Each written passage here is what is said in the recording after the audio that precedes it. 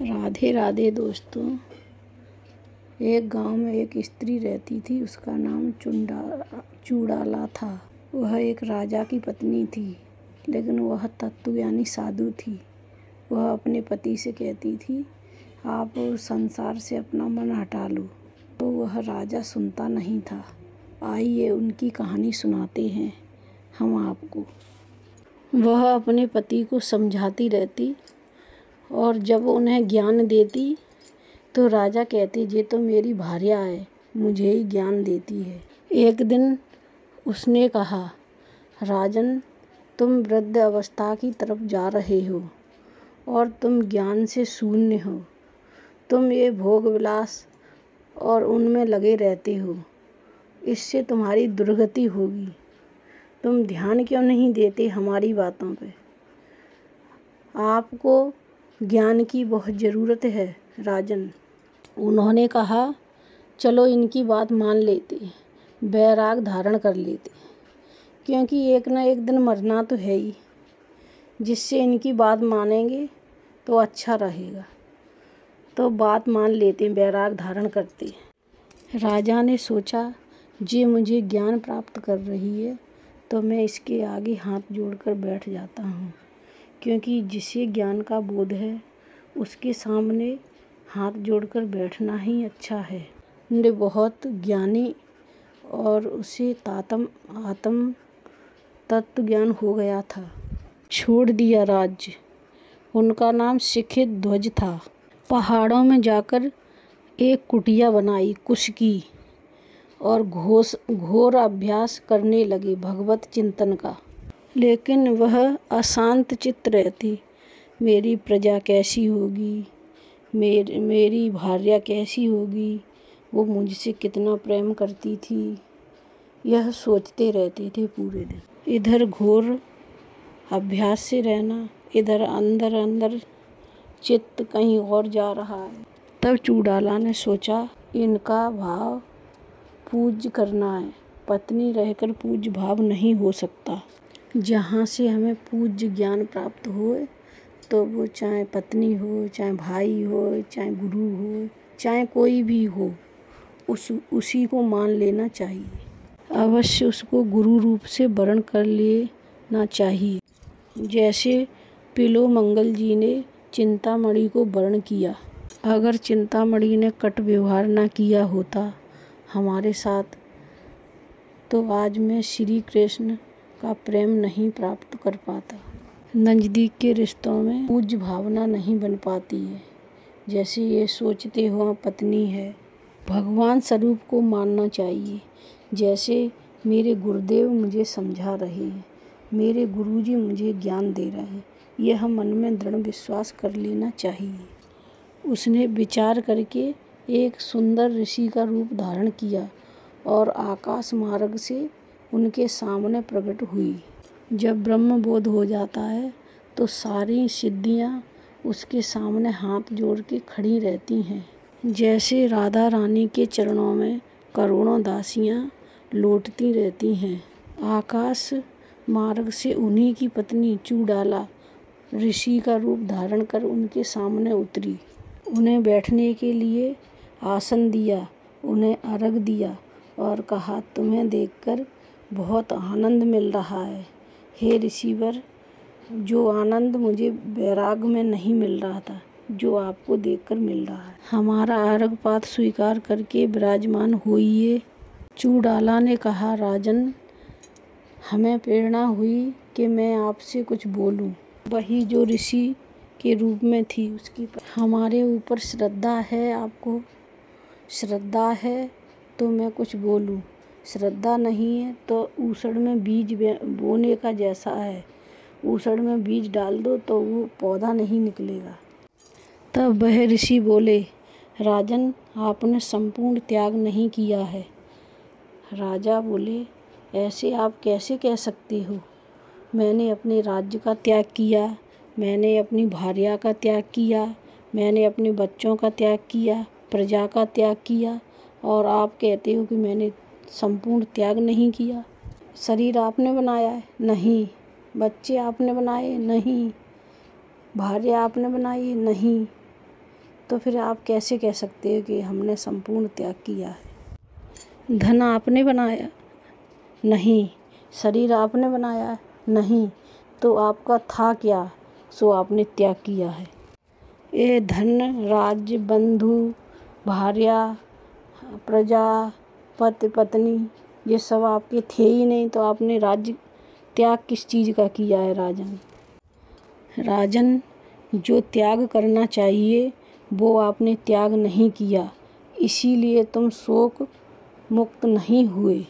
राजा शिक्यध्वज ने कहा, हे ऋषिवर, अगर आप ऐसा मानते हैं, आप मानते हैं कि ये राजपाट मेरा नहीं है, धन धान्य मेरा नहीं है, तो हे ऋषिवर, अब मेरे समझ में आ गया कि ये मेरा नहीं था। ये वन में बनी कुटिया और ये पर्वत, मैं इसका त्याग करता हूँ। तब ऋषि बोले, आप फिर गलती कर रहे हो। ये पर्वत आपने बनाया है, ये कुटिया आपने बनाई है। क्या पर्वत आपने बनाए हैं, कुटिया आपने बनाई है, पेड़ पौधे आपने बनाए हैं, तो आपने किस चीज़ का त्याग किया? हाँ ऋषिवर, ये भी ठीक है। तब तो सर्व त्याग नहीं हुआ, आपका जो है उसका त्याग करो। फिर राजा बोले, ये कमंडल, ये कुश का आसन जिस पे मैं बैठता हूँ, और ये माला तुलसी की धारण करने हूँ, मैं हे ऋषिवर इसका भी त्याग करता हूँ। तब ऋषि ने कहा, आप फिर गलती कर रहे हो राजन। रुद्र अक्ष की माला की रचना आपने की है, कमंडल आपने बनाया है? नहीं। आसन कुश का आपने बनाया? नहीं। तो फिर आप किसका त्याग कर रहे हो? ये आसन सृष्टि में आपने उत्पन्न किया है? नहीं। तो आपका है ही नहीं, तो त्याग किस चीज़ का कर रहे हो? तो अब त्याग करने को क्या रह गया? तो मैं अपने शरीर को पर्वत से गिराकर नष्ट कर दूंगा। शरीर को नष्ट करने से सर्व त्याग माना जाएगा? राजन, चिरकाल तक तुम इस देह अभिमान में रह रहे हो। अच्छा, ये सारी वस्तुएं मेरी नहीं है, तो अब बकाया क्या रह गया जो मेरा है? तो मैं अपना शरीर को नष्ट कर दूंगा पर्वत से गिराकर। शरीर को सर्व त्याग माना जाएगा? फिर हंसे राजन। राजन, चिरकाल तक इस देह अभिमान में तुम शोकित हो रहे हो। यह देह तुम्हारी रचना है क्या? तुमने इसमें क्या बनाया है? तुम इसको नष्ट कैसे कर सकते हो? जब ये देह तुमने बनाई नहीं है, तो इसको नष्ट कैसे कर सकते? किसने तुम्हें अधिकार दिया इसे नष्ट करने का? अब तुम सर्व त्याग व्यक्त की बातें मत करो, तुम में सर्व त्याग नहीं है। तब राजन बोले, हे ऋषिवर, सर्व त्याग में हम इस शरीर को नष्ट कर देंगे तो मेरा त्याग नहीं माना जाएगा? ऋषि रूप में उन्होंने कहा, निस्सपराध शरीर को क्यों मारना चाहते हो? इसने तुम्हारा क्या बिगाड़ा है? तुम अज्ञानी प्रतीत होते हो। शरीर को मेरा मान रहे हो, मैं शरीर को मेरा मान रहे हो, फिर उसे नष्ट करना चाहते हो। ये अज्ञान का प्रतीक है। बेचारा जड़ शरीर वो वैसे ही मरा हुआ है, उसको मारना क्या है? आपकी अभी बुद्धि ठीक नहीं है। वह पत्नी रूप से तो नहीं समझा सकती, ऋषि रूप से कह रही है। जो आप शरीर त्याग करने की बात कर रहे हैं वो अपराध माना जाता है, वो तुम्हारा है ही नहीं, तो उसे नष्ट कैसे कर सकते हो? कमल लोचन राजन, शरीर त्याग करने पर भी सर्व त्याग नहीं माना जाएगा, क्योंकि शरीर दूसरा मिल जाएगा। सर्व त्याग वही है कि जन्म मृत्यु का चक्र मिट जाए। हे देव, फिर किसका त्याग करना त्यागी माना जाएगा? किसका त्याग करने पर आप मानोगे कि मैं सर्व त्यागी हो गया हूँ? तो मन की वासनाओं का त्याग कैसे करें? इसका मूल है अहंकार। इस शरीर का त्याग, राज्य का त्याग, इस कुटिया का त्याग, धन का त्याग, ये वास्तविक त्याग नहीं है, क्योंकि वो आपका है ही नहीं। जब तक आप इस जगत में इस मन को भ्रमण करते हुए इस मन का त्याग नहीं करेंगे तब तक आप त्यागी नहीं माने जाएंगे। तुम इस मन का त्याग कर दो। हे नरेश, यह मन ही जन्म मृत्यु, मन को ही संपूर्ण पापों की जड़, जन्म मरण की जड़ सबसे बड़ी संपत्ति है। यही रचना करता रहता है। यह सारा खेल इस मन का है। यही जगत है। सर्वात्मा पापात्मा बन जाता है। यही सब रूपों में है मन। जैसे सपने में देखा, स्त्री, बाजार, दुकान, सब कुछ इस मन ने रचा। कुछ भी नहीं था, सब मन ने रचा। बिल्कुल असत्य। इस मन ने सब रचा है, पूरा जगत। सर्व त्यागी वही माना जाता है जो अपने मन का त्याग कर दे। घर द्वार सब छोड़ दिया है, लेकिन वास्तव त्याग किसे माना जाता है? मन को। मन को त्याग कर दो तो संपूर्ण त्याग हो गया। इसे कोई वीर ही जो गुरु के चरणों में गुरु भक्ति प्राप्त करता है, वही इसको त्याग कर सकता है, वरना और किसी की ताकत नहीं। यही मन पूरे संसार को चलाता है। यही मन दुख है, यही मन सुख है। मन अगर हट कर ले, इस फूल को देखना है तो आप आंख बंद करोगे तो आपको फूल दिखाई देगा। वो मन आपके सामने फूल लेके आएगा। वह बहुत प्रवीण है। वो इतना व्याकुल आपको कर देगा कि आप वहीं जाकर उस फूल को तोड़ने के लिए लालायित हो जाओगे। वह वही करवाएगा जो उसे पसंद है। ऐसे ही इस चराचर जगत को वह अपने जाल में फांसे हुए है।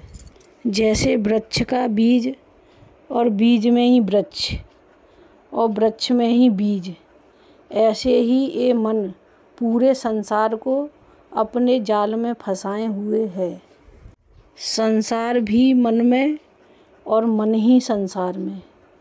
यह सब मन की प्रक्रिया है। यही बंधन का कारण है। राजन, आप देख रहे हो ना, सब कुछ त्यागने के बाद भी जल रहे हो। ऐसे बड़े बड़े प्रश्न आते हैं, बड़े बड़े अधिकारों में, बड़े बड़े में, कि मेरा मन जलता रहता है। शांति की खोज कर रहे थे। सब कुछ होने पर भी शांति नहीं है। शांति कहीं और है। भगवान के श्री चरण, वो है लीला, वो है भगवान की भक्ति। जो इस मन को भगवान के चरणों में लगाता है, उसे अपने आप ब्रह्मबोध हो जाता है। ब्रह्मबोध का अलग से कोई साधन नहीं करना पड़ता। राजन, मन का त्याग ही सर्व त्याग है। बड़ी विचित्र बात है। पहले तो मन को जानना। साधु महात्मा इसी चीज़ को देखते हैं। घर का त्याग कर दिया, बच्चों का कर दिया, पत्नी का कर दिया, लेकिन फिर भी दुखी हैं। मन से नहीं किया। एक मन का त्याग करने से सब कुछ त्याग हो गया।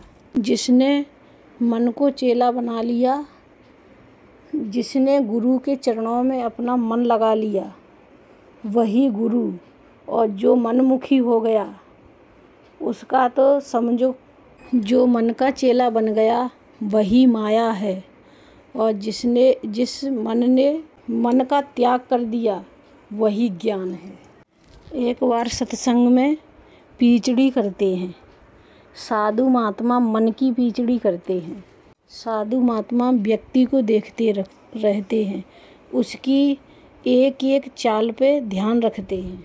वही नज़र रख सकता है जो मन को अपने आप से हटा दे। इसका मतलब जैसे हमने घर त्यागा, परिवार त्यागा, ये तो हमारा था ही नहीं। सबसे ज़्यादा प्रिय चीज़ क्या है? सबसे ज़्यादा बंधनकारी चीज़ क्या है? मन, हमारा मन। देखो ना, सब परेशान हैं इसी में। इसी की आज्ञा का पालन करते हैं। इसी की आज्ञा का पालन कर रहे हैं। जो गुरुमुखी हो गया, उसने मनमुखी चाल को रोक दिया और गुरु के चरणों में मन लगा लिया, वही समझो पार हो गया। नहीं तो आप 100 गुरु बना लो, तुम्हारे अंदर ही बैठा है मन का चेला तुम्हारा। जो मन का चेला बन गया वो शुरू माया में, मन को चेला बना लेना बहुत कठिन है। जिसने मन का चेला बना लिया वही समर्थ गुरु। महात्मा मन को चेला बना लेता है। तभी बना सकते हो जब इससे अपनापन हटा लो। इतनी जोर से है ये मेरा मन मेरे कहे में आता है। मैं मन कह रहा है आज ये खाएंगे तो ये खाएंगे ही, क्योंकि मेरा मन कह रहा है। आज हमारा मन वहाँ जाने को कह रहा है। आज हमारा मन कुछ खाने को कह रहा है। आज हमारा मन घूमने को कह रहा है। सारा खेल इसी मन का है। राजन, ये राज्य अथवा ये वन, भगवत प्राप्ति में इसका कोई मूल्य नहीं। आप राज्य में रह रहे या वन में रह रहे, इससे इसका कोई मतलब नहीं। तुम्हारा मन कहाँ है? राज्य में है, वन में है? मन को हटाओ, तभी आपको ज्ञान बोध होगा। जैसे जाल को फेंककर मछुआरा मछली को मार देता है, वैसे ही विषय वासना में मन आपको फांसकर मार देता है। जेलें भरी हैं इस मन की मार से। जितने भी रोग हैं इस मन की मार से पैदा होते हैं। जितनी भी दुर्गतियाँ हैं इस मन से होती हैं। ये क्या हुआ? क्या करें, मन नहीं मानो तो जाओ 20 साल की सज़ा भोगो। भयानक पीड़ा, भयानक दंड, थोड़े से अपराध के लिए जन्म भर भोगना पड़ता है। मन ने विषय का जाल फेंककर हमें उसमें फंसा लिया है। जैसे मछुआरा मछली को मार देता है, वैसे ही वो हमें इस जाल में फंसाकर मार रहा है। उन्होंने कहा मुझे समझ में नहीं आ रहा, मन को कैसे त्यागूं? तब ऋषि ने कहा मन का काम है वासनाओं का फेंकना।